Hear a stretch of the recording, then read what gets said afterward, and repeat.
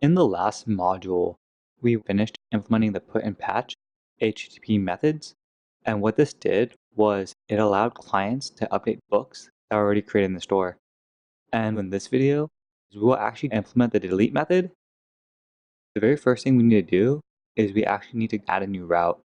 This route will point to the same endpoint as our book's ISBN route that allowed a user to get a single book from our store.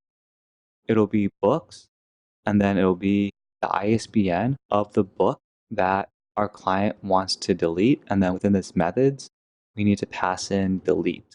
So the route knows which method to be called on. And then we'll define this function delete book, and it will take in that ISBN. And for now, we'll put in a pass. This route should look very similar to the previous routes where we had clients either update a book in this route, add a book to this route, patch a book, replace a book, etc. And what's going to happen now is by our client sending in a delete request, this will allow clients to delete the current book from this collection of books. Now Flask knows that whenever someone goes to our route, books ISBN, then what should happen is the delete book method should be called. And what will eventually happen is that book will be deleted.